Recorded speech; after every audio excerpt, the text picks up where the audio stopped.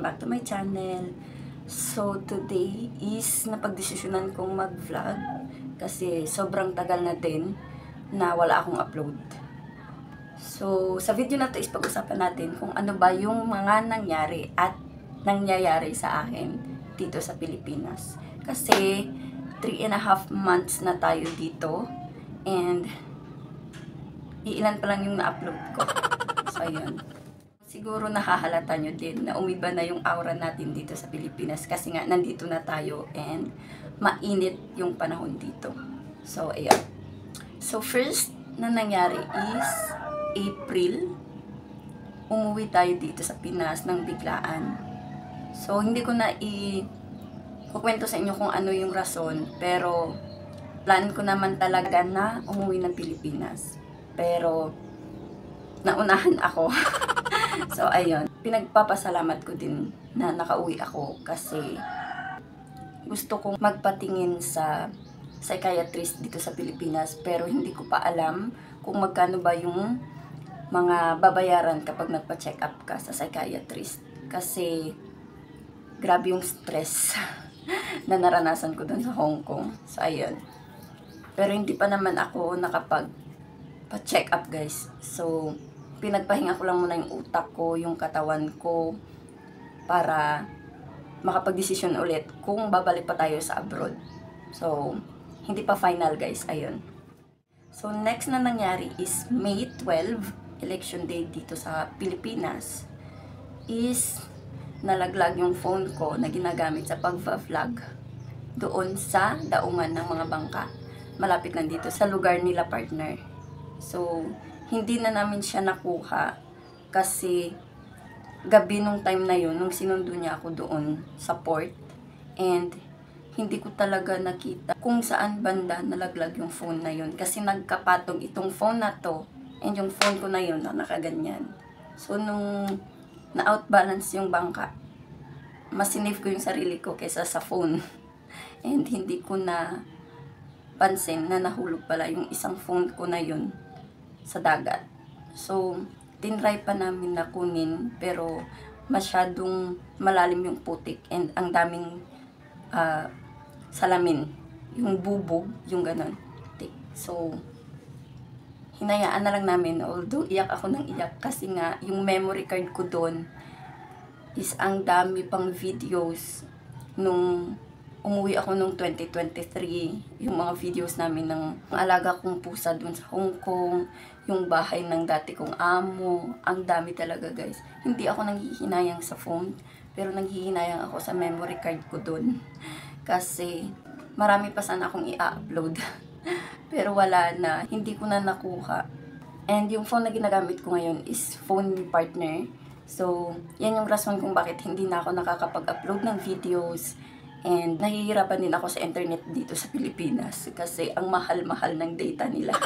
So, next na nangyari, after ng May 12, May 14, natanggal naman yung pasta ng ngipin ko. So, ayan. Ayan siya, guys. So, dapat mag-a-apply ako sa Iloilo.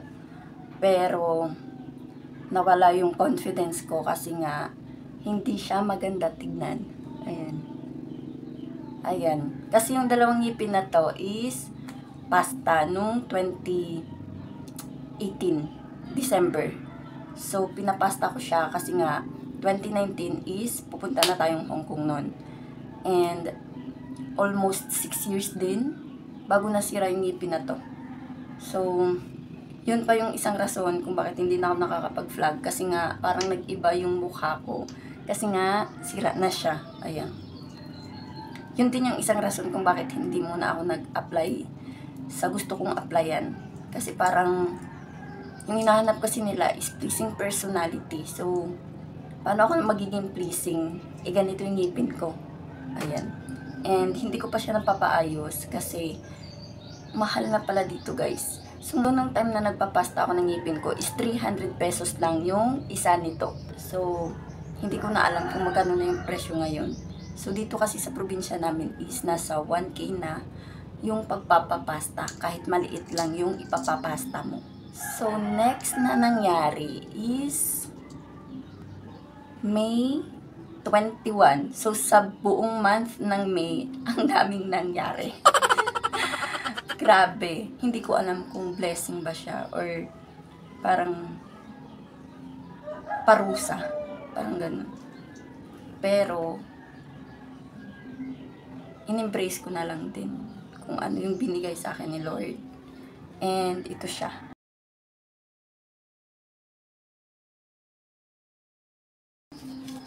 So, ayan. May 21 ko na laman na buntis ako. So, parang hindi ko alam kung madi-disappoint ba ako kasi sobrang bilis. And yung hinihingi ko is hindi binigay. Pero yung hindi ko hiningi, binigay sa akin. So, hindi ko alam kung ano yung reason, kung bakit. Kasi gusto ko pa sanang magtrabaho. Pero ito nga, binigay na sa atin ni Lord. And masaya naman kami, masaya ako na magkakababy ako. Magkakababy na kami ni partner. Bubuo na kami ng pamilya. Pero hindi ko kasi napagplanuhan. Hindi ako prepared.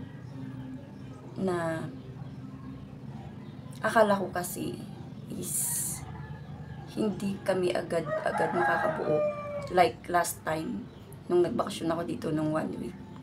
So sobrang biglaan. And ngayon pinipilit kong tanggapin kasi nga andito na to and siguro may magandang plano si Lord para sa akin. Kasi nga, dapat babalik pa ako ng Hong Kong kasi meron akong application doon and hinihintay ko lang yung bago kong amo. Pero nga, biglaan and wala na akong magagawa. So, yun. Pero ngayon, is yung ginagawa namin is inaalagaan ko muna yung sarili ko and yung baby sa tiyan ko kasi nga, dito na to eh.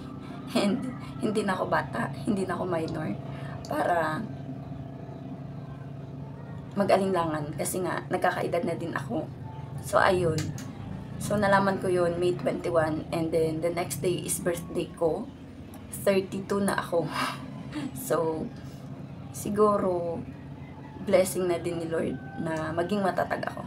So siguro yun yung reason kung ba't niya ako binigyan ng baby. So ayun. Ngayon is 3 months na siya. So, ito, papakita ko sa inyo.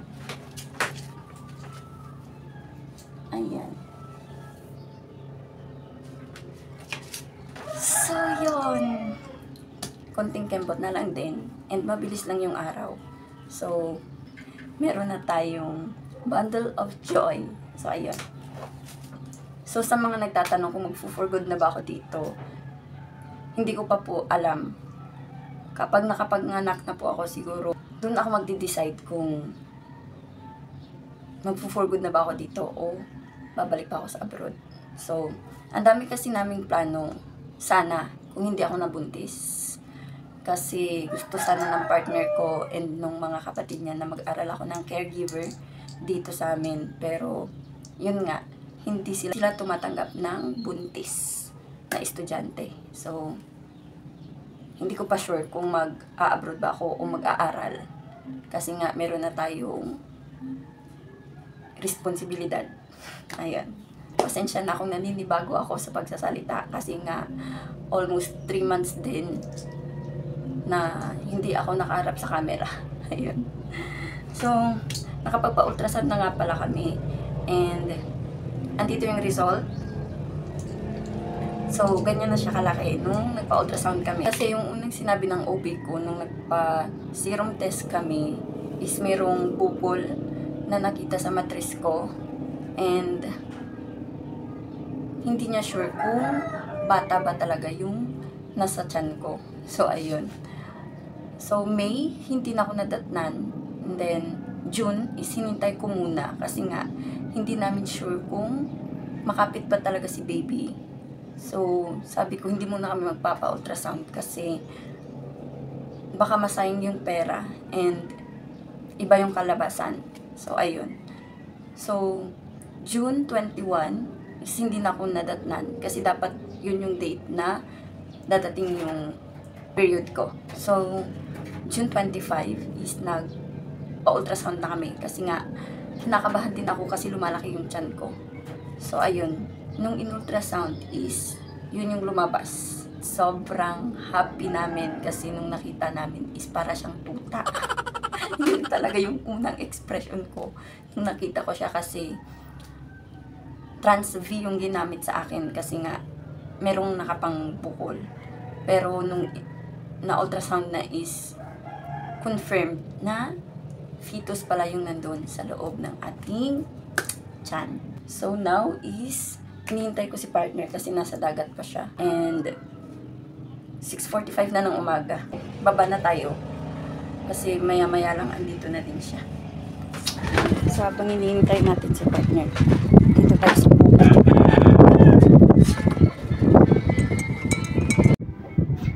Ayan, medyo malakas yung hangin.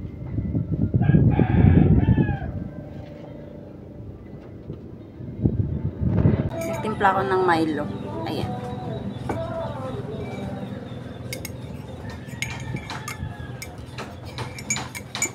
Ito lang yung iniinom ko kasi wala pa tayong gatas. So, ito yung bahay namin. Pero hindi pa siya ayos. Kaya dun pa rin kami natutulog sa nanay ni partner.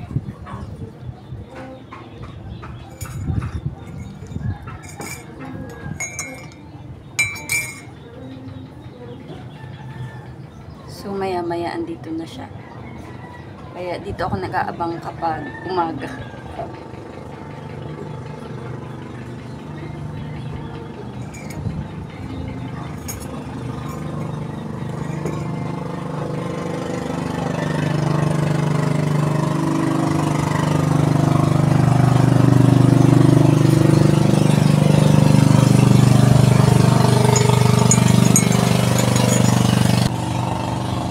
So, baka next year pa kami makakalipat dito. Kasi, nahihirapan din si partner. Meron din siyang business ngayon. And, ito. So, yan guys. Yan yung business ngayon ni partner. Nagtitinda siya ng price gas dito sa barangay nila. 7 AM na and wala kami siya. 2,000 years later.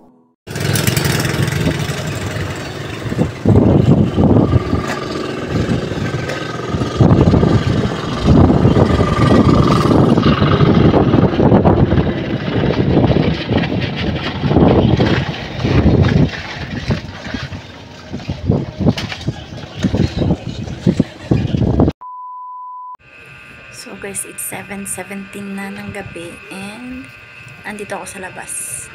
So, ayan. Nilagyan ako ng mini fan ni partner dito para hindi ako kagatin ng lamok. And nagluluto siya ng ulam ko sa kusina.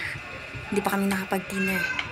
So, dito muna tayo. Hintayin natin maluto yung niluluto niya and then kain na tayo tapos magpapahinga.